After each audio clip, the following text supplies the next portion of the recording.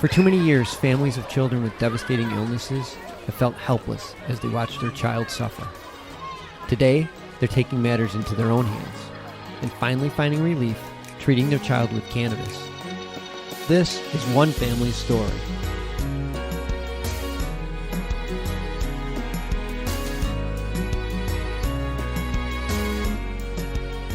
Welcome to another episode of Love and Cannabis.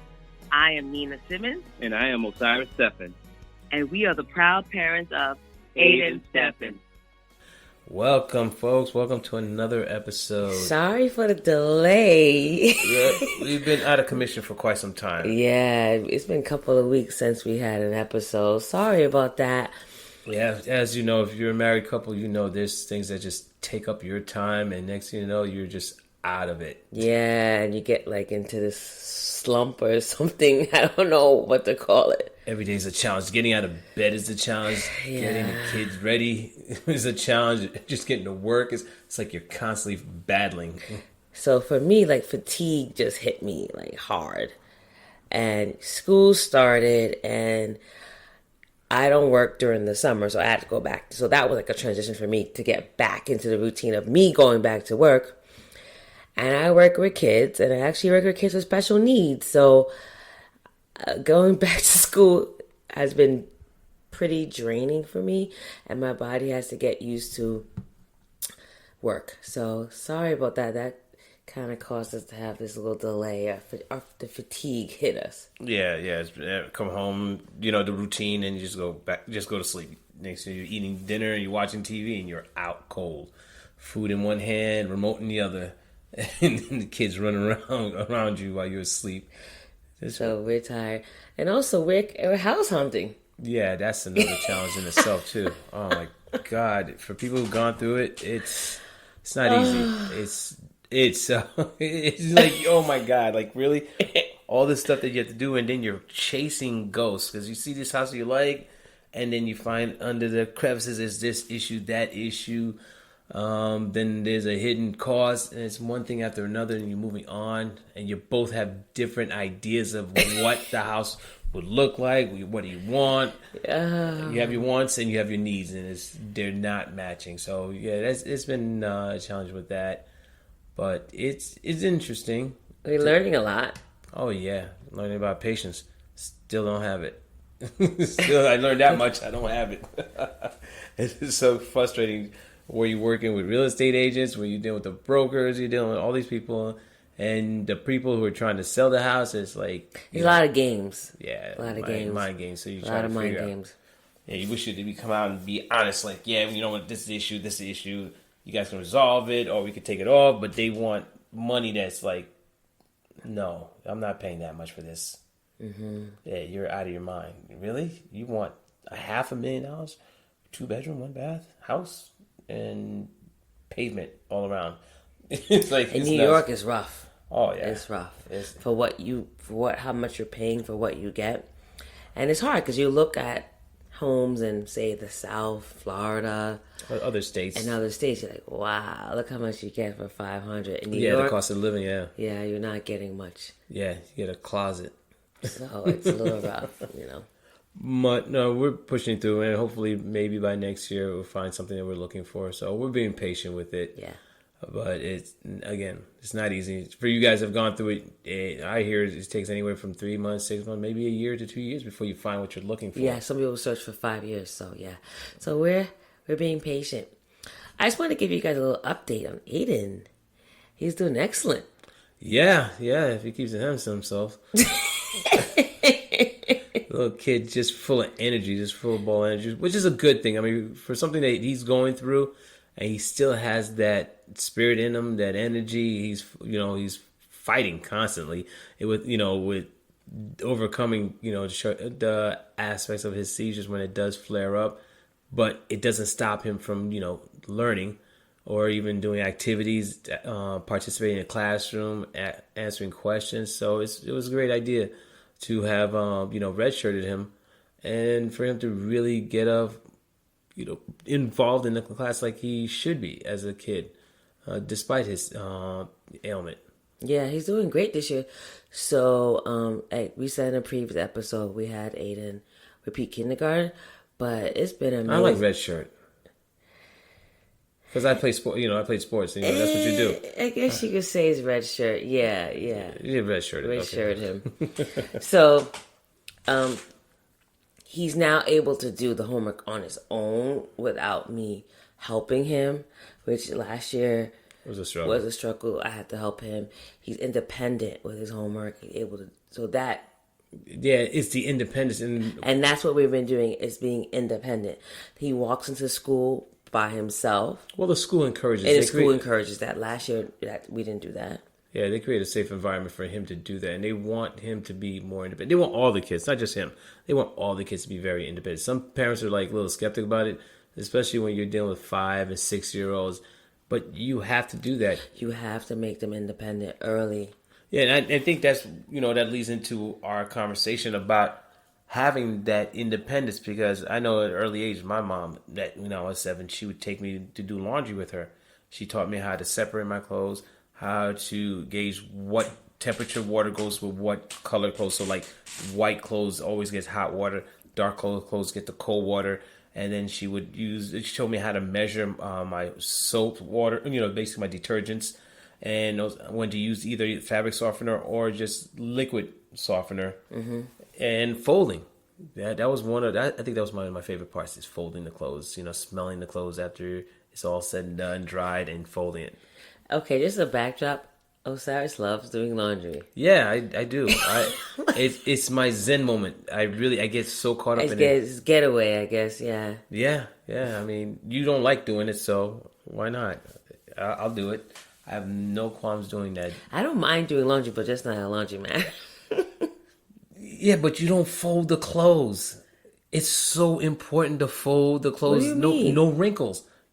You did laundry once, you stuffed all the clothes in the bag and you brought it upstairs like I wasn't staying there. I'm like, you got to fold the clothes. Oh, no, I'll fold them at home. I don't want to fold them there. No, you can't do that. It gets wrinkled. I know. I don't know. I never really did laundry in a laundromat before. But you've done laundry where you had to fold your clothes and keep it neatly. For me, I don't mind the folding. I don't mind the laundry. I don't mind folding clothes. I just want to get out the laundromat. Like, I'm done. That's your peace. That's your zen moments. I mean, when you're alone and you're just folding, you're with your thoughts and with yourself. Yeah, you could do that at home. Yeah, but for me to stuff all the clothes I just finished washing and drying, shove them into a bag, and then carry them home, and then pull them out and they're wrinkled, there's something about that bothers me.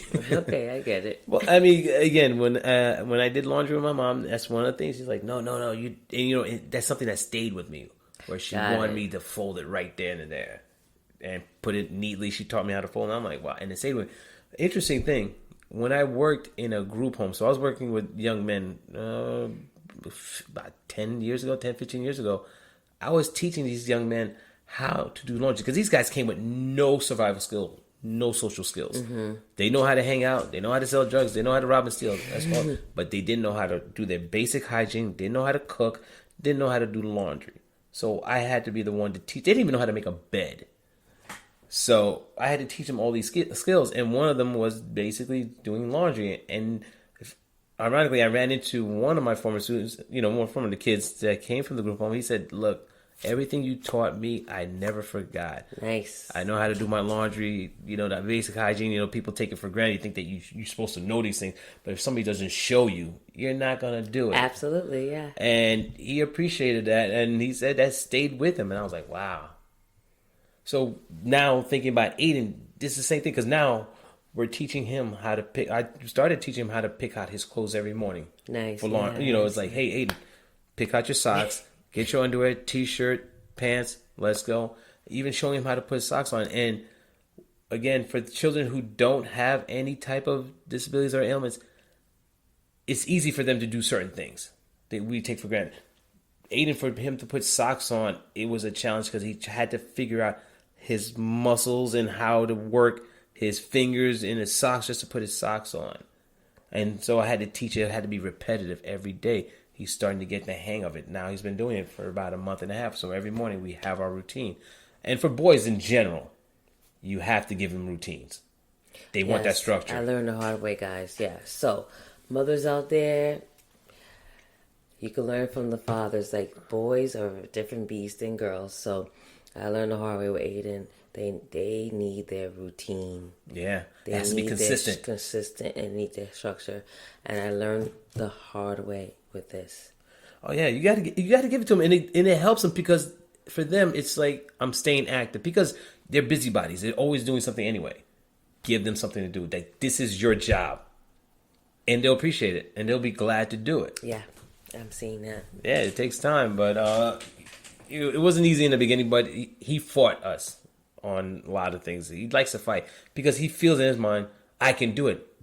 But somebody has to show you how to do it first. Yeah, he's very stubborn, and he thinks he knows how to do everything. Yeah, I mean, that's a negative and a positive, Oh but my God. it's how we're going to have to redirect that in a sense that he can use that energy, that passion, that I can do this. But I'm going to need somebody to show me how to do it first. And then I can get this going. But as a parent, you have to think about all these things despite your everyday life schedule and things that you need to do. But it's like, okay, how do I set up my child to be independent, even though there's still babies in your mind? Mm-hmm. And that is something you will, try to find a balance between. Yes, and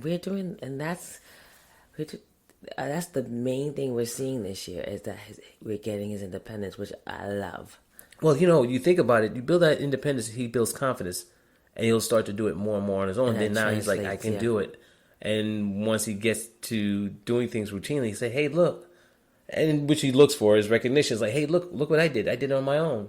Look, Mom, look what I did. Look, Dad. And it's awesome when you see a kid accomplish something, especially when they have a certain ailment or disability and they're accomplishing certain things. I mean, I've heard parents say, I'd just be happy if my child would eat normal food. For us, Aiden eats everything and anything. Or some parents I've heard say, I'll be happy if my child smiled. This kid constantly smiles. So we're very fortunate in that sense that he doesn't have the severe ailments like other children in his situation has. So it's a blessing in that sense, but it doesn't mean that we don't have our issues that we're dealing with him. Exactly. So, okay, Osiris. So, one of the topics today was marriage, relationships. Oh, that thing. So we wanted to. It's a business transaction. I don't know. I agree. It's tough. So I think the question that you posed was, what happens after the honeymoon phase? Yeah. What happens? Why does this? Why does everything get shut down? Why does everything seems to be more? You had fun when you were single. There was fun. For couples who've actually moved in together, there was those moments where yeah. But as soon as the kid gets in, I don't know if it changes once we get married or once the child comes in. When does it change? I think the marriage changes it, and then when you have the child, it's dramatically changed. Because what happens when it depends. So some people, they live together. Well, how about you? Let's just say that. It makes it much easier because we don't want to generalize. We don't assume and speak for other people. How about you? What was your expectations? What was your thought process when you decided to say, I do? Honestly, I didn't really have any expectations or anything in my mind that I thought would happen. But one of my expectations, honestly, was living space. Like, I didn't expect to live in where I'm living being married. Okay. I expected to have a bigger, more, maybe for a bigger space. That was my one real expectation. Well, remember we had that discussion, though. Because it was the idea okay, so do we save the money for the home instead of doing the wedding? Mm-hmm. And I knew that the part of that was not an option because our families wanted to be part of the wedding. And I knew this would come up because it's come up for other people that I know, other couples where they said, well, if we have a big wedding, then we're not really going to have the money for a home. And eventually we're going to want a home. Exactly. So, but doing the math now, the wedding wasn't that much. We wouldn't have money for the home. I mean, yeah, look at If you think about, if you think about it, our wedding maybe was like 25, 30K. That's still not enough for a home now. I mean, for down payment, no. Well, but it would have helped. It would have helped. But I wanted it all. I wanted both the wedding and what daughter does not? And the home. Like, my parents had a big wedding and they had a home. So, I had those expectations. But it's a different time. Oh, yeah. Things are a lot more expensive. I mean, in terms of expectations besides a home, I don't know. I don't know if I had any real, expectations. I know I just wanted a loving husband. Mm-hmm. And I wanted a child. Mm-hmm. That's it. You don't care how you got it. But I can't think of any, real solid expectations. But I wanted a family man. Mm-hmm. I wanted us to do things as a family. Yeah. Well, I mean, you had both parents growing up. I didn't, so my perspective was a little different in that sense. But I know that I wanted to have a woman that was my partner. We did things together, but at the same time, we had our separate, things that we did. But yet, when we came together, we did things together, right? Mm-hmm. Where people knew when they saw us together, like, oh wow, that's that couple. Oh, I know who they are. They kind of sensed that they felt that these guys are together. Mm-hmm. Just the way their energy, just the way they move. Mm-hmm. But that doesn't always happen because you realize that I can't be that person. I think we had that discussion too, where I had perceived you to be something, and you're stating that's not who I am. You can't perceive an idea of who I am when I am my own person. Yeah, I can't leaving out that expectation. Yeah. It's like, yeah. I think this is what you said. You said you fell in love with my potential. Yeah, your potential, because I saw so many great things in you just based on our interactions early on in our relationship. Yeah, so I guess I don't know if I was really hurt or taken back by that. Because for me, I thought it was something positive, but go ahead. No, I was taken back by that because at that point, I guess you felt like I don't know, maybe I took it the wrong way. Mm-hmm. For me, it was more a sense that, am I not living up to that potential at this current point? Because at that point, I was already finished school. I was already working on my career. I had met my goal. So at that point, I was like, what else do you want from me? And that was kind of confusing. Oh, got you. Because you didn't say that, though. When we talked about it, it seemed like you was more upset about the idea of me stating that as opposed to understanding where that was coming from. Yeah, I understand where it was coming from. I know your ideal of someone being successful is them having their own business and being a business person. Yeah. And I don't actually see it that way. Yeah, that's fair enough. I mean, we never really had a conversation like that where we sat down and say, hey, these are my expectations of us. These are my expectations of you. Exactly. So did you expect me to be like a businesswoman? Or no, not necessarily. Not necessarily. I kind of sense that you had this strong passion about you. You had this force where you will go after what you want and you will overcome any, challenges. Mm-hmm. Because I've seen you do that. You come across something and it just you just figured out a way to get around it, if not go through it, but you did not let it stop you. Okay, got it. And so there were moments where I see you facing challenges and it's like it's kind of pushed you back or it stressed you. I'm like, I saw you doing more. I can see you. I see the potential in you, in that sense that you're not going to stay at this position where you are now in general. Like, there's so much out there for you if you just tap into who you are. Got it. But I think it's because you have these titles, wife, mother, daughter, all these things that kind of put barriers in front of you while you're trying to achieve maybe those things that are outside of that, those titles itself. I mean, even, just us in our relationship, you and Aiden, you and your job, you and just yourself and trying to do certain things, it may kind of distract or hold you off from really going after what you potentially want to become. And what is that? Again, the sky's the limit in that sense for you. I'm pretty content where I am. I think you feel like... Yeah, so then again, I could be projecting my ideas because I can sort of see more. And again, it's happened. Some people have done the same with me. So fair enough. Yeah, I get what you're saying. Like, you can see more, but I don't even know when in a time where I can do more. I could barely make it through the day now. Yeah. I do think if I was single, maybe, but... So what are you trying to say? And what I'm saying is that being married and have a child, it does. Oh yeah, it does. Yeah, it's a it just lot. it kind of put a kinks. It kind of put a kinks in your dreams. But I feel different. Like I made my dreams. Like that's why I was very confused what you were saying. Okay, got it. Like I didn't have what dream did I have that I did not accomplish? Well, see, this is an interesting thing. Mm-hmm. I remember a long time ago when we first started dating. I always asked, share your dreams with me. What are your ideas? What is your perspective on life? How do you see yourself? And you're like, I don't get involved in conversations like that. I kind of like, really? Nothing retrospective? Nothing thought-provoking? Nothing at all? No, I don't. Like, I just kind of live my goal was to be a physical therapist, to land the position in a hospital. I did that. And now I'm just focusing on family and Aiden to this point.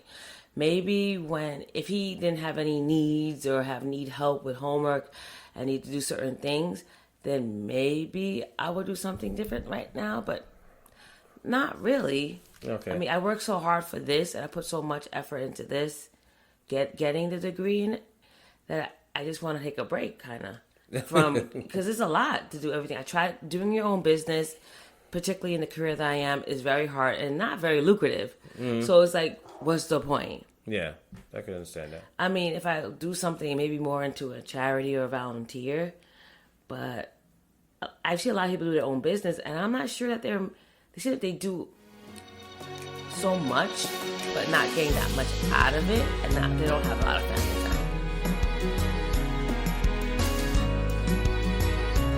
Yeah, and it does. I mean, it's a sacrifice that if you're willing to make if that's something that you want. Exactly. That's what it comes down to, because some people are passionate about other things outside of their family, but still love their family, but they find their careers more important. They find, their hobbies are more important for them, but try to balance it all out without neglecting anything. And there are going to be times where things fall through the crack. Again, for me, when I had brought that up, it was just more or less to get an idea of like what drives you, because these are things that I find interesting, is to get into these conversations of understanding people's psyches and their level of development and looking at life. What drives me? Yeah. Yeah. What nothing is drives about? me. I just want to, honestly, nothing drives me. You just want to get up and get the day going. If you want to get up, you just want to stay in bed. If I had my wish, I would just do nothing all day. Sleep all day. Wow. Sleep all day, watch TV, exercise. Yeah, exercise. But you're doing something though. If you want to sleep all day, you just lay on the bed and I'll just have exercise. a remote. Maybe I'll go for a run. Yeah, or exercise on the bed, right? That's it. Sit up, go to the bathroom, come back to the room and lay down. I'm done. I think I burnt myself out early on in life. To go after what you wanted. And I'm done. Like I just checked out. Like my friend, he was like, I wanted to get a degree in sleeping. I'm like, me too. I'm the complete opposite. I can't sleep. In fact, I've triggered my own insomnia because I feel like when I was a kid, 13, 14 years old, something triggered in my mind saying, stop sleeping, get up. You're going to miss out on something. So I've kind of forced myself to only go with 4 hours of sleep. Yeah, not literally. I I sabotage myself. I understand that. And my body physically starts to become uncomfortable if I go past 5 hours of sleep. I've started to develop back pains, shoulder pains, and I got to get up. A lot of people are like that. Actually. Yeah, once I get up, I'm not going back to bed. And so I pick up a book, I read, or I walk around. I go outside for a walk in the neighborhood if I can't sleep, because it's hard. It's really hard for me to go back to sleep because my mind is constantly running. I'm always thinking ideas. What's the next thing to do? What do I want? How am I achieve it? What books are out there to read? What movies? Things like what to think about next. And it's constantly never ending. That's why I'm exhausted at night, because I'm burnt out. Nice. So what are your dreams and aspirations? Oh, man. I think my problem is that I think about it so much that it's all over the place. So I'm working through it. As all these ideas come to me and what I want, I'm just going straight ahead. But yeah, definitely want to start a business, especially online, anywhere in the area of marketing. but at the same time keep my current position in sales, which I'm enjoying. I enjoy the travel. I enjoy meeting new people. I can't really complain about it. Okay. It's not as challenging or stressful as my previous job working in a school, because that was ridiculous. I was putting in about corporate hours, about 14, 16-hour days. It was rough. I'm not about that life. Yeah, but I mean, yes, you felt it because it was rough. I was hardly home. Yeah, it was bad. And mind you, I was just working in school. I was confused. But I was administration, so I was responsible for the whole facility, all the operations, logistics, from start to finish. So the school started with me and ended with me. So I had to make sure everything was in place. I had to make sure that if there was an issue, I had an answer. So I wasn't going to my school administration or my school leader and saying, this is the issue. And for him or her to look at me and say, okay, so what's the answer? I had to give the issue and say, but this is how I resolved it. Got it. Yeah. So going back to the question about when the honeymoon stage is over, what I think is really hard when you're married is that things get serious. So yeah, marriage is serious. Exactly. Hello? So that's what I think causes some things to fizzle. Because it's not just about hanging out, going to happy hour, going to brunch. Sex! Exactly. Lack thereof sex. Yeah, so because things get hard. Look, so now you... No pun intended? No pun intended. Okay. Exactly. Literally and figuratively. Yeah. So what happens is that now you are having to deal with finances, which is a big stressor. Uh-huh. So it's not like just a fun spiritual relationship. How about personalities? Now you get to see people for who they really are. Because now you're a close, confined space now. Yeah, exactly. So now if you weren't living together, now you're living together. Now you got to see the rawness, the realness. Yeah, who's OCD, who's OCD, and who's not. Exactly. So that causes a stress. And then also now you got to think about who's paying what bill. Oh, that took a while for us to figure that out. But we ended up being a decent system. Yeah, it did. Took a while. Yeah, it did. You know, I was still hiding some money here and there for my habits. Jesus Christ. Oh, God. Anyway, it's another episode. Yeah, how to hide your finances and get away with it. I'm trying to see exactly what he's doing to the penny. Yeah. So that gets, some people may not want to join account. Some people may, so that can cause a rift. Mm-hmm. For us, that wasn't okay. We didn't do a joint account, but we had like a joint account for saving. Saving, which is nice. That was helpful. That was nice. And a joint account for paying the bills at one point. Yeah, we did. We did do that. So that was nice. And we ended up doing pretty good with that. Yeah. And also, don't forget, I requested that you didn't take on my last name. Because that's, for some people, they find that really strange or important to a certain point. When your partner doesn't take on your last name. Oh yeah, we can discuss that. We have a little bit more time. We have time. So I did not change my last name, which is pretty common nowadays anyway, right? It is, but back when we got married 10 years ago. Oh my Jesus. God. It's like you're doing time. Death row. How much I know, right? I'm just doing my sentence. Yeah, right? I'm just going to do it quietly in solitary confinement. I think I told Lewis that one time. I just said, I'm just doing my time. Yeah, I'm just doing my time. That's hilarious. Yeah, just do your time. You're not taking my... Okay, this is the thought process behind why I said not to take my last name.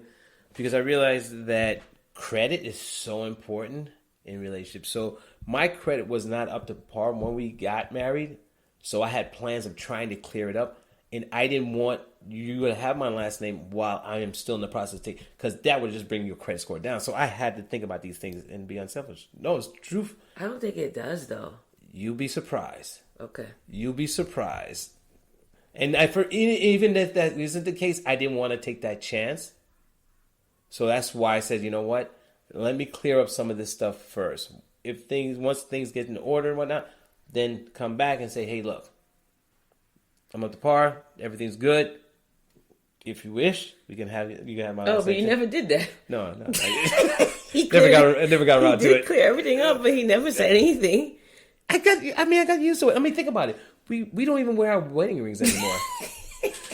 We don't even wear our wedding bands anymore. powerful. Yeah. So, wait, do you want me to change?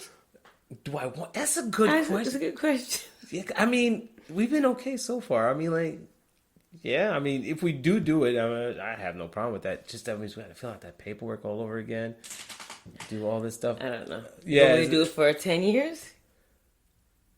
No? Let me sleep on it. Okay. It doesn't matter to me. I don't care. I mean, it hasn't changed. We're still married, no matter what. It doesn't matter. It's no Aiden, but Aiden thinks my last name is Stephen. Aiden thinks your last name is He Stephen. goes, Nina Stephen. I'm like, yep. The fact that he calls you Nina is hilarious.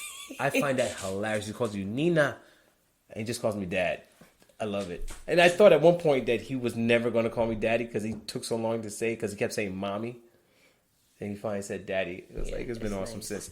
But to go back to this idea that of not giving you my last name, you kind of get an idea where it came from, because I didn't want to think that, hey, she takes my last name, but does that come with all the luggage, all the things I've carried over that I didn't get a chance to clear up?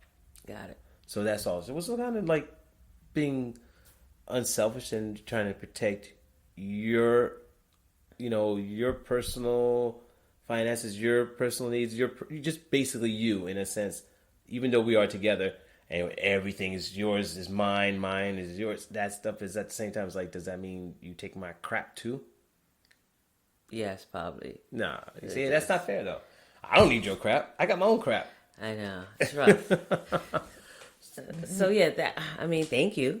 Oh, you're welcome. Absolutely. You're welcome. I waited 10 years for that to hear thank you.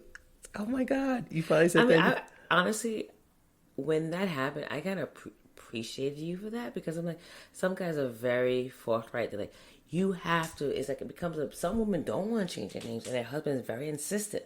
Like, it's like a deal breaker. Not me. And they were like, "You're not changing your name?" I'm like, "No." Everybody was kind of shocked.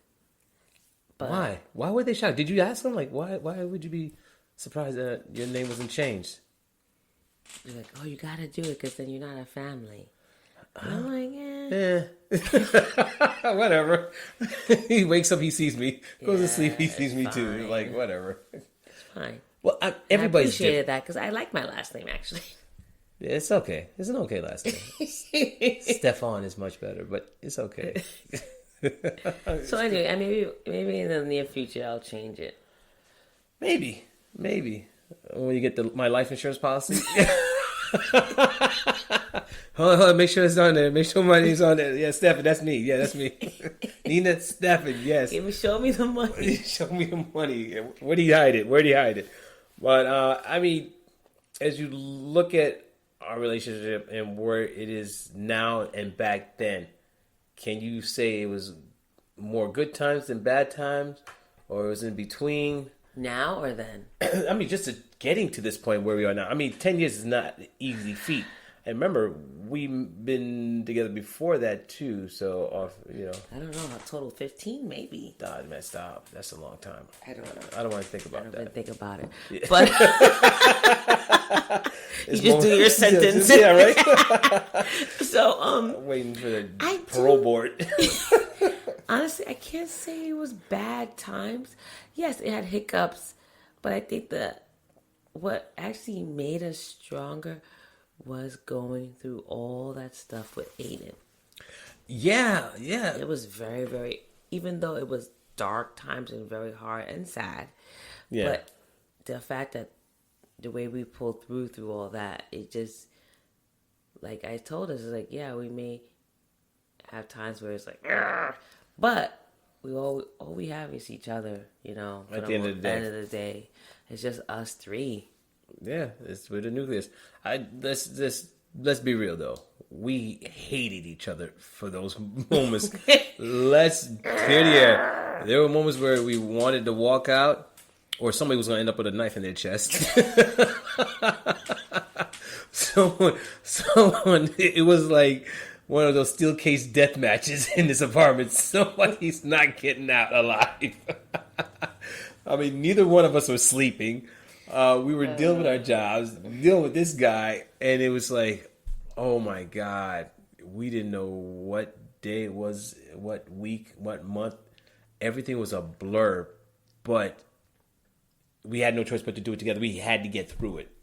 Yeah, because no one else was going to be there for us. So. No, not at all. In fact, we couldn't even turn to anybody. I mean, even complaining to, just going to people and say, hey, I just need somebody to talk to. They're like, hey, I got my own problems. Yep. I got my own issues. Gotta go. Yeah, that sounds great. Get some help. I mean, we didn't even look into marriage counseling. I think we did thought about it. Yeah, we did. I mean, that's still... That was like almost our breaking point. Yeah, I mean, I'm still for it, but you're not for it. For what? It helps to help who? Help them. That's $100 an hour. I know, 150 bucks. The podcast is probably the best Probably. therapy for us. Yeah, I'm not paying $150 so somebody can sit there and tell me that you're wrong. You never know. It may be helpful. Really? You go ahead, try it. Come back and let me know what you learn. It's called marriage counseling. So I'm still here. Come back and find me sitting on the couch watching TV. That's marriage.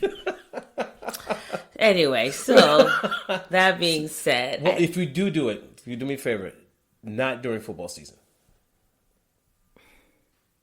See, this is a topic that I'll bring up during this. Yeah, the counseling session. Counseling. So, you know what? I think this was a good episode because we didn't talk about cannabis, but it's all relative. Because I mean, yeah, for the time that we've used to help us calm down, I mean, there's times where you're not going to use it all the time.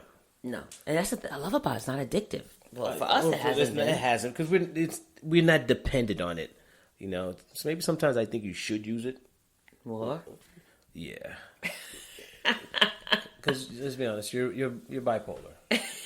You're undiagnosed bipolarism, and I can be challenging too. I'm not. Thank you. I will admit you to admit. I will admit to you it. Never admit when.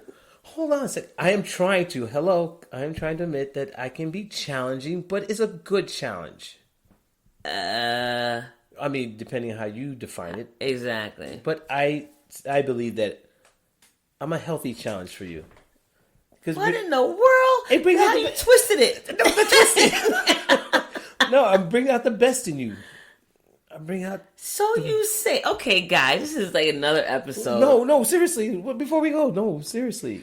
You bring challenges that are not always healthy. So you have to learn that you're not a perfect husband, Mr. Osiris. I am. In my own mind.